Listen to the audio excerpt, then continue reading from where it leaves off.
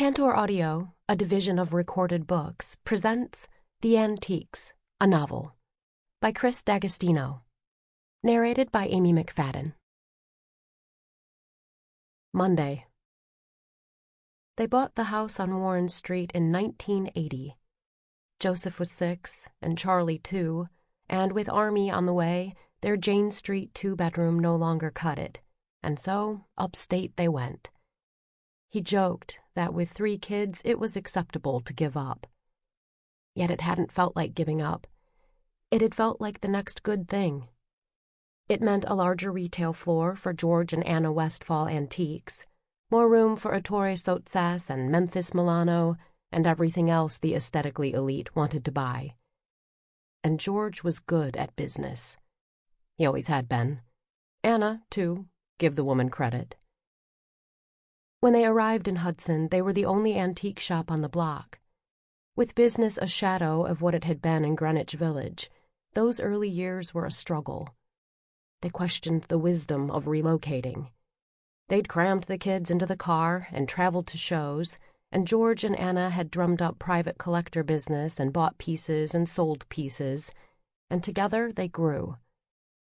The 80s became the 90s, and then it was a new century.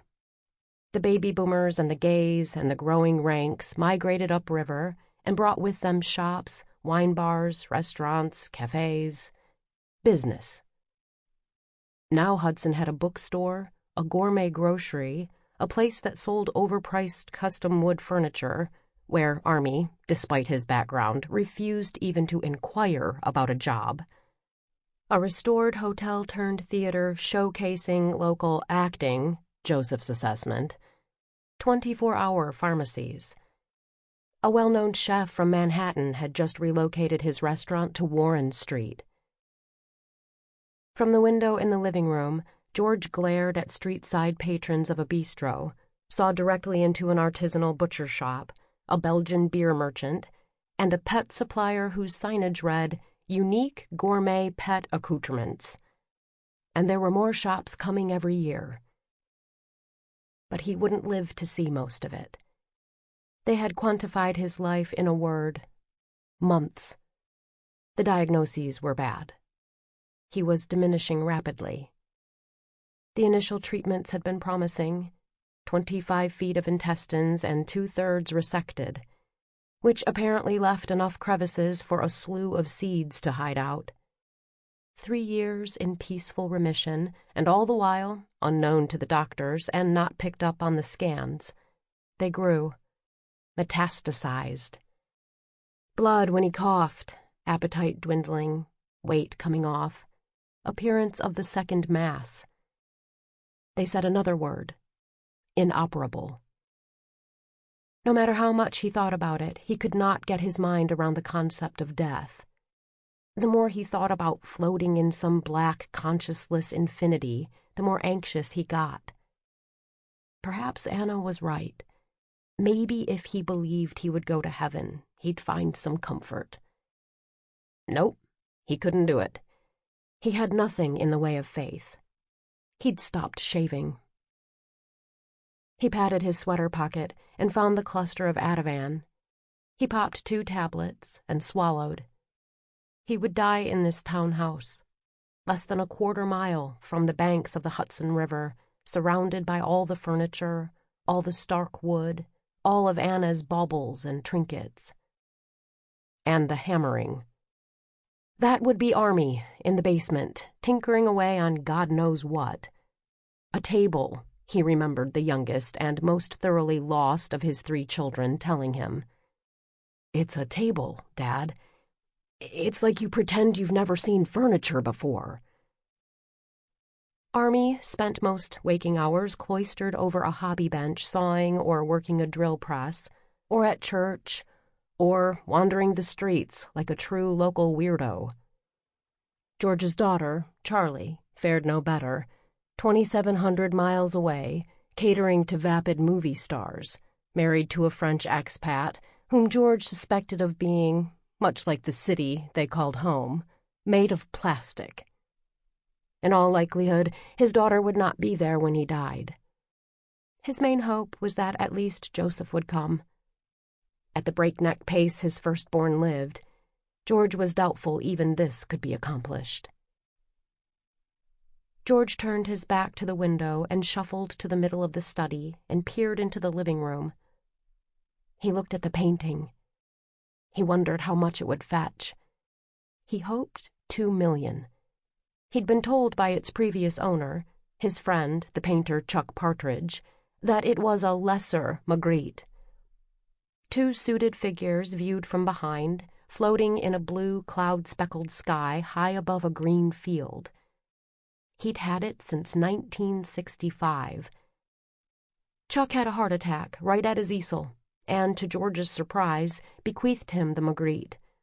It was called Conversation in the Sky, and when they moved to Hudson, he hung it over the couch, and there it stayed, the centerpiece of what he felt was an impeccable and well-decorated living room.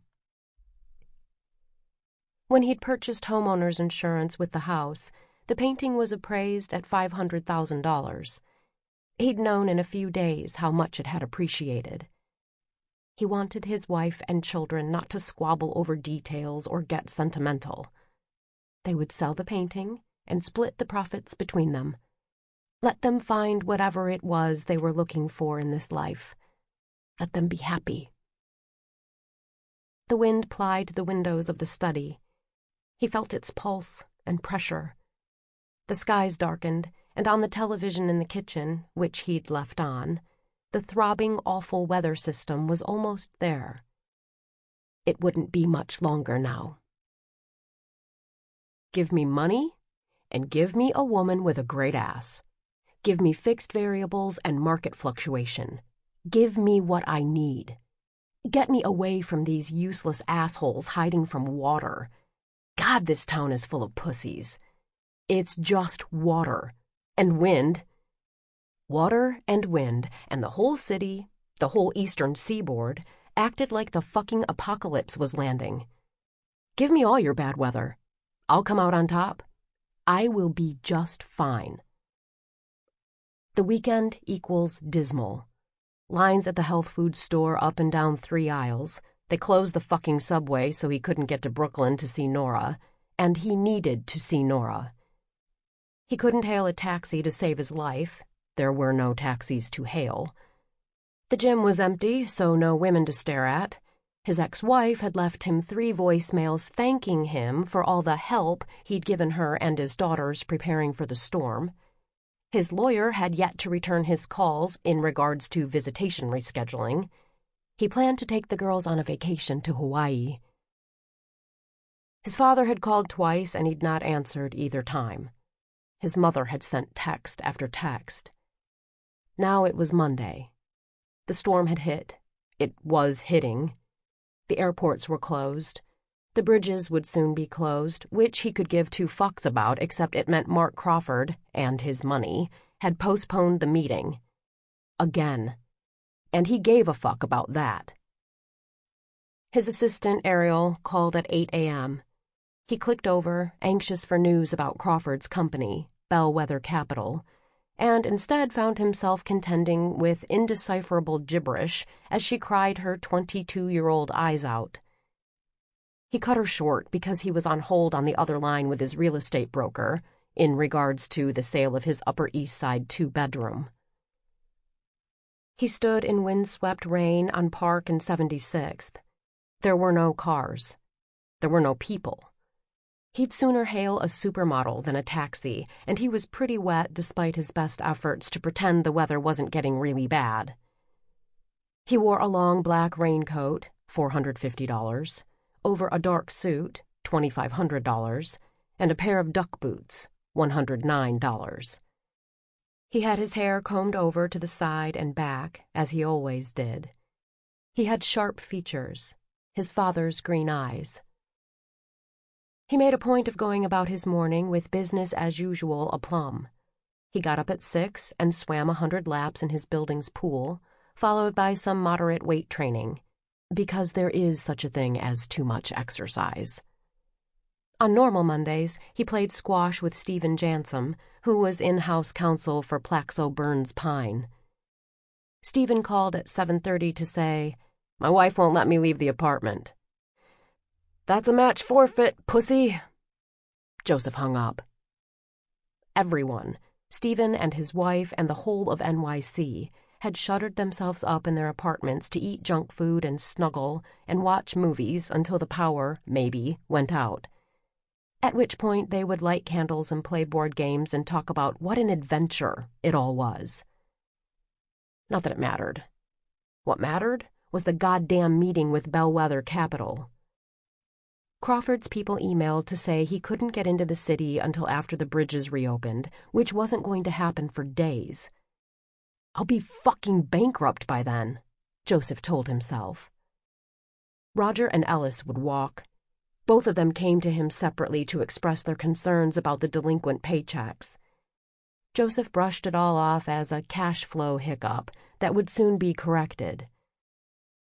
He'd poached Roger from Google and Ellis from an assistant art director position at Plaxo Burns Pine, the multinational big pharma that made Josef a lot of money not long ago. It also made, then lost, a lot of money for Joseph's younger brother. But that was another story. He assured Roger and Ellis time-and-a-half payouts once the deal went through. But the deal kept getting delayed. Unforeseen hitches and technicalities, round after round of contract vetting and reviews of financial documents and applications, as his initial capital dwindled under the growing laundry list of business and personal expenses. For example, general office upkeep, payroll for 3 employees, development, hardware, tech support, 2 mortgages, alimony, tuition for the girls, Isabel 13 and Florence 11, at their Shishi downtown private school, phone bills, internet bills, insurance premiums, market research, publicity strategies, wishful forward thinking, and all those times he took Mark fucking Crawford to dinner, coaxing that bald turd. And he hated waiting. In this, he was like his father. All the day-to-day bullshit, and now he owed Roger and Ellis for a month of programming. Ariel he kept paying because he paid her so little it was laughable. And naturally, he'd made the mistake of fucking her. Twice. It was beyond his abilities not to fuck her, and now the transgression was yielding some complicated payoffs. He would have to let her go unless she pulled herself together and stopped crying every time they spoke. He stepped in a puddle, enjoying a childlike imperiousness. He checked his Hamilton, $1,845. Did it even matter what time it was? What was the rush? What was the likelihood that Dr. Hammerstein, his therapist, would be in her office waiting for him? He might as well just go back up to the apartment, jerk off to some internet porn, soak in the tub, and spend the afternoon trolling the casual encounters section on Craigslist for women seeking no-strings-attached, storm friends with benefits. This was the actual title of the post he'd made the night before, which so far had received nothing but spam responses. He initially planned to skip his bi-weekly therapy session, but after the news that Crawford wasn't coming, it suddenly became paramount that he see Dr. Hammerstein. The further he spiraled away from everyone else, the quicker she evolved into the most consistent thing in his life. And today, he knew what he wanted to explore. He'd start off the session talking about how badly he felt he needed Nora, how antsy and squirmy he got thinking about her, how he wasn't sure how he'd live without her. Or maybe it was Natalie he felt that way about. Then he wanted to segue into how, once the Bellwether Capital deal fell apart, and he knew it would, he just fucking knew it, he'd be in Armie's shoes.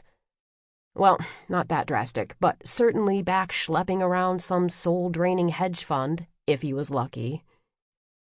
He'd sell his apartment. This was already in the works. It had been on the market 1 week already, with an open house attended by 60 interested parties, and use the profits to settle some debts. That would float him only so long. He'd have to return to the workforce. The worst part of which was, he'd have a boss again, And on top of all this, he hadn't had sex in 2 days. The storm was fucking everything up. Prickling, scavenging panic. George needed something tangible. He reached a shaky, limpid hand to the red curtain, to feel the delicate, soft fabric upon his fingers. His body had dwindled, his arms stalk-thin at the wrist now. With his other hand, he took his cell phone from the pocket of his sweater, next to the Ativan. "Call Josef," he told the phone. The phone did not respond. "Call Josef."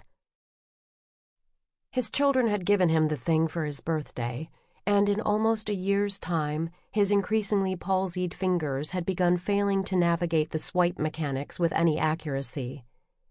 His texts were a notorious mess of goofy autocorrects and lapsed punctuation, for which those same children chided him. Charlie insisted everything about the phone was intuitive as can be, but even his simplest attempts to send emails and the brief failed experiment of using it, at Josef's business-minded behest, to replace the credit card machine at the shop, all met disastrous ends. An early misadventure found him sending a not-complete email to a customer, quoting the price on a set of Paul McCobb chairs at almost $1,000 less than intended, followed by a frantic correction email from the laptop. The virtual world eluded him, but this was not some great revelation. His life belonged to tangible things, stained wood, bent metal, reupholstered, refinished, resold. Paper receipts, and a ledger you knew inside and out because you wrote it with your own hand. He gave up on the voice recognition and with a huff tapped up his recent calls, one of the few tasks he had mastered. It went straight to voicemail. George recalled a crucial meeting of some kind to take place later that afternoon. Surely it had been canceled with the weather. Everything had been canceled, or so said the TV. If he knew his son, though, the boy would make it work. Somehow he always made it work. He imagined Josef dashing around Manhattan in the middle of all the wind and rain, cutting a striking figure in one of those close-tailored suits costing God knows what. He'd reconciled long ago to the idea that Josef was his favorite child, yet he rarely spoke to or saw his eldest, and remained uncertain as to whether the feeling was mutual. Most of the emotional connection resided in his mind. For every 10 messages, 1 would be returned. "Hey, big boy," he began. Outside the trees shook, and the sky was a flat gray wash. "I'm in the study, bored out of my mind. Thought I'd try to catch you. It's eerie out there, all this anticipation. Your mother is going to meet Carl and put sandbags down at the shop. That building has character. I'm sure it won't do any good. Oops, I hear your mother leaving now. Ha, okay. Well, oh yes, the big meeting, right? My mind is going. Either way, give us a call and let us know how everything pans out, if you're a millionaire or not. I love you, my boy." Here George paused. He wanted to go on, but wasn't sure there was anything to add to what already felt like a rambling, semi-coherent message. He dropped the curtain and scratched at the curling gray hairs left scattered over his scalp. His whole body itched, plus the constant stabbing gut pain and the wafting nausea. He hadn't shit in 4 days thanks to the chemo. Nothing new. A few leaves tumbled over the bricks out back. The ficus bent in its pot. Like everyone along the coast, he and Anna had spent the weekend watching the green, yellow, red vortex as it spun up the meteorologist's screen, twirling and moving and resetting and twirling and moving. They'd stocked up on rice and water and flashlight batteries, but hadn't been sure what else to do. Filling the tub seemed drastic. He realized he was still on the phone with Josef's voicemail. "Oh, what was I saying? Oh, yes. I'm fucked if anything goes wrong during the storm. I've got chemo tomorrow, assuming there's power. Your mother's been trying to get me to go down to the hospital just in case, but I don't think so." "Okay. Well, that's enough. I'm sure you stopped listening a while ago. I love you. Your mother loves you. Your brother is crazy and we need him out of here. Help him. Talk to him.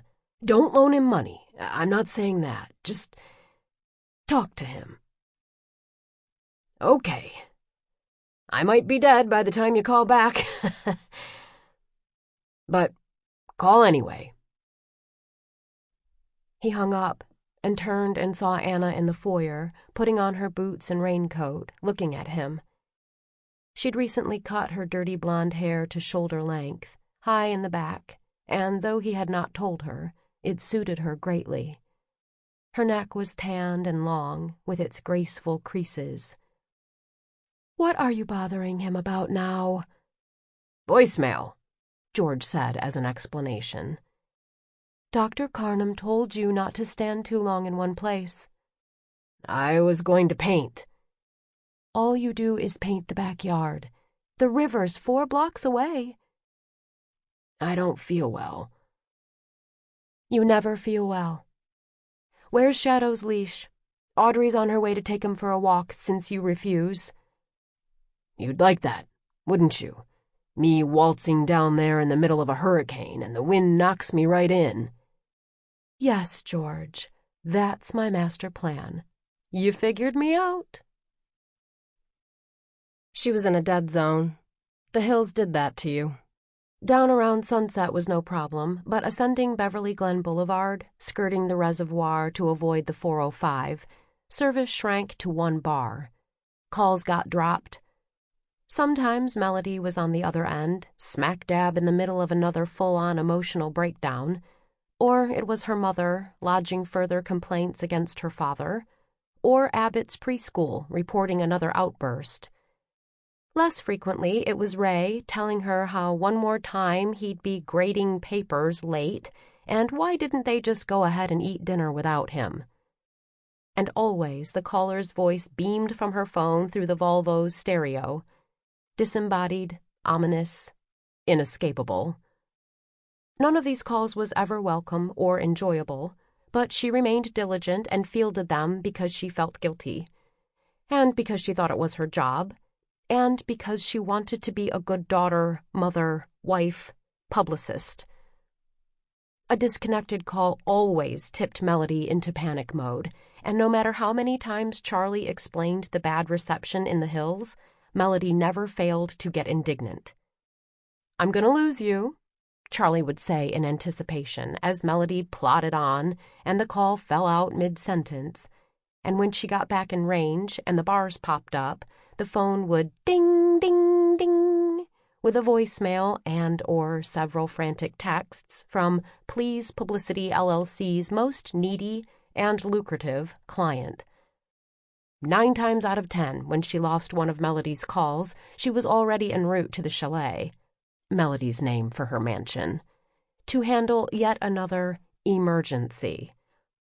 That was Melody's M.O., as needy as a child, requiring constant reassurance, constant affirmation of her beauty, her talent, and her place in the world of stardom. It wore Charlie out, and it paid like this. Pretty well, but not well enough.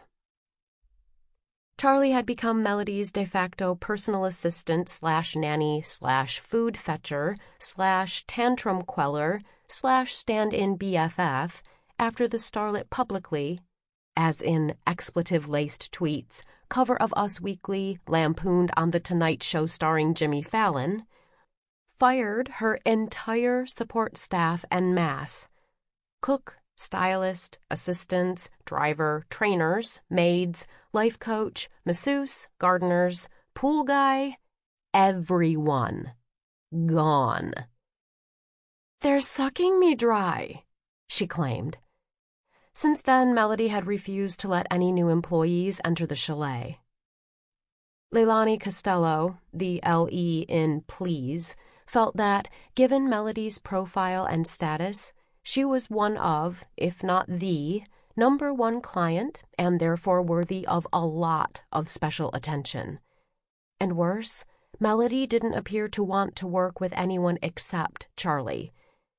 In the beginning, she called and asked for her by name. That was how it started. Till one day Leilani had come into Charlie's office and closed the door and told her she'd now be handling Melody Montrose exclusively. "But I don't want to," Charlie had said. "Just get her through the days," Leilani had said. "Get her to set on time. Keep her together. I promise it won't be long. Get her to the end of Thornglow and we'll all be happy." "What do you want me to do?" "Whatever she wants you to do." "She wants me to drive Zanku Chicken to her fucking mansion every goddamned day." Leilani pumped her manicured eyebrows. "She likes you." That was 4 months ago. Charlie put on her blinker, waited for a pair of luxury SUVs to pass, and turned onto Mulholland. "Was that Mommy?" Dustin asked from the back seat. Charlie looked in the rear view and saw Dustin's little feet dangling. Dustin was 3.5, and already she felt like his chauffeur. "Yup, that was your mom." "She's sick this morning." "You spoke with her?" "Daddy did. Them yelled." They yelled. "Mommy is hung up as usual." In the mirror, Dustin's eyes were a deep green, sparkling off his emerald t-shirt.